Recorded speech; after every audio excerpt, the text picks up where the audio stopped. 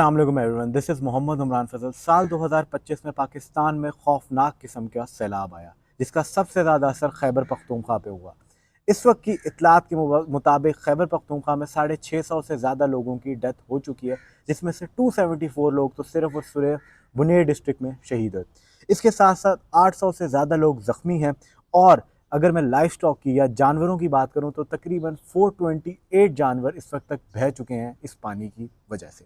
इसके साथ साथ 1500 के करीब इमारतें यानी कि बिल्डिंग्स का नुकसान हुआ, जिसमें से 528 इमारतें ऐसी हैं जो बिल्कुल बह चुकी हैं।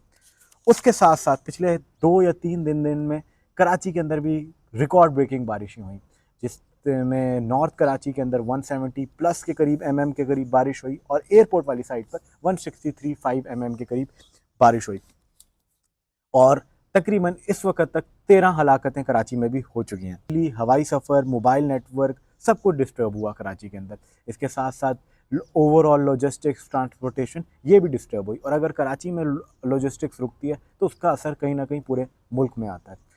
सब कुछ ये इसलिए हुआ क्योंकि सिर्फ कराची का जो ड्रेनेज सिस्टम था वो सिर्फ और सिर्फ 40 की बारिश को बर्दाश्त कर सकता था, और जैसी बारिश 150 से ऊपर गई तो पूरा का पूरा कराची हमें पानी के अंदर नज़र आया। वो इमेजेस सब ने देखी जिसमें पूरा का पूरा शहराए फैसल डूबा हुआ था। ये सब कुछ क्यों हो रहा है, इसका जवाब है climate change. Pakistan climate change यानी कि कार्बन इमिशन की मद में सिर्फ 1% दे रहा है, जबकि उसका नुकसान पाकिस्तान को कहीं ज़्यादा परसेंट हो रहा है। ग्लोबल वार्मिंग की वजह से हवा में जो नमी या मॉइस्चर होता है वो जमा होता रहता है, और वो जब क्लाउड बर्स्ट की शक्ल इख्तियार करता है तो फ्लैश फ्लड्स आते होते हैं। इसके साथ साथ कुछ साइंटिफिक्स की रिपोर्ट के मुताबिक साल 2025 में 10 से 15% बारिशें ज़्यादा हुई, जिसकी वजह से भी सैलाब आ रहे हैं। उसके अलावा ग्लेशियर भी तेज़ी से पिघल रहे हैं, ये एक और वजह बनेंगे सैलाब आने की। अब अगर हम ये कहें कि क्लाइमेट चेंज सिर्फ और सिर्फ फ्लैश फ्लड्स या फ्लड्स की शक्ल में नज़र आ रहा है तो ये गलत होगा। क्लाइमेट चेंज हमें पाकिस्तान में पूरा साल नज़र आता है। एक्सट्रीम विंटर से साल शुरू होता है, फिर सडनली थोड़े से टाइम के लिए स्प्रिंग आती है और एकदम से हार्श किस्म की समर्स आ जाती हैं और हीट वेव्स आ जाती हैं। इसके फ़ौरन बाद फ्लड्स आते हैं, और फ्लड्स के फ़ौरन बाद साल का एंड स्मोक के ऊपर होता है। अगर मैं सिर्फ लाहौर की बात कर लूँ तो स्मोक की वजह से लाहौर 10 तरीन आलूदा शहरों में आता होता है, यानी कि 10 मोस्ट पॉल्यूटेड सिटी में लाहौर भी शामिल है। एयर क्वालिटी इंडेक्स की बात की जाए तो नवंबर और दिसंबर में लाहौर का एयर क्वालिटी इंडेक्स 400 से 500 के दरमियान होता है, जो कि एक बहुत ख़तरनाक एयर क्वालिटी इंडेक्स है। WHO की एक रिपोर्ट के मुताबिक पाकिस्तान में हर साल 60,000 के करीब अमवात होती हैं, सिर्फ और सिर्फ इस वजह से कि हवाई आलूदगी है, एयर पॉल्यूशन है पाकिस्तान के अंदर। पाकिस्तान आज भी एक एग्रो बेस्ड इकोनॉमी है, जिसमें तकरीबन 40% पाकिस्तान की आबादी आज भी एग्रीकल्चर रिलेटेड काम कर रही है, और उसी से उनका रोज़गार चलता है, जो कि GDP की मद में 20% है। इस वक्त जो क्लाइमेट चेंज के इम्पैक्ट एग्रीकल्चर पर आ रहे हैं, अब ज़रा उन पर थोड़ी सी बात कर लेते हैं।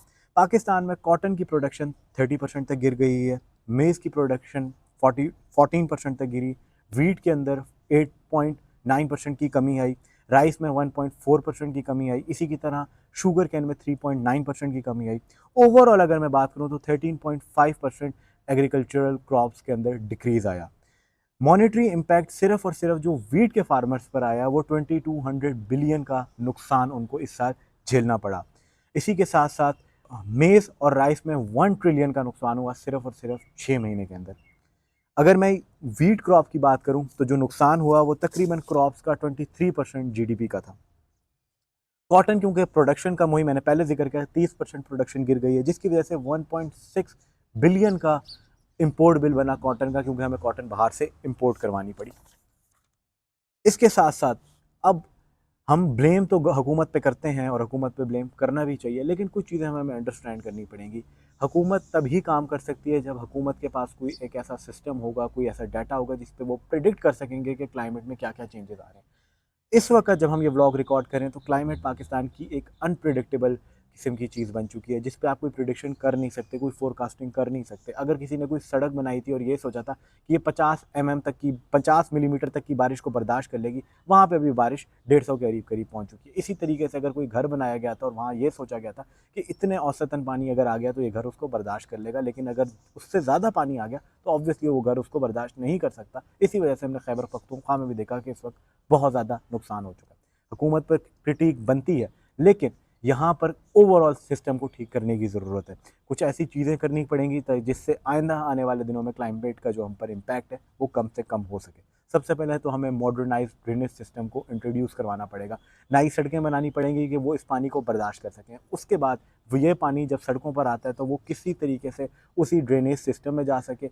उसके बाद नए छोटे बड़े डैम्स बनाने की ज़रूरत है जहाँ पे ये पानी स्टोर हो सके, और जब एक्सट्रीम हीट वेव्स आई हुई होती हैं तब ये पानी को इस्तेमाल किया जा सके एग्रीकल्चर के अंदर भी और बाकी ज़रूरियात के अंदर भी। उसके साथ साथ हम इससे पानी से बिजली भी बना सकते हैं। तो हमें पानी को बेहतर तरीके से स्टोर करने की इस वक्त अशद ज़रूरत है। इसके अलावा जो नए घर बन रहे हैं, नई बिल्डिंग्स बन रही हैं, उनको इस तरह से डिज़ाइन करने की ज़रूरत है कि वो हीट रेजिस्टेंस हो सकें, ज़्यादा से ज़्यादा गर्मी को बर्दाश्त कर सकें, यानी कि 50 सेंटीग्रेड तक की गर्मी को वो बर्दाश्त कर सकें, बेहतर क्रॉस वेंटिलेशन हो सके।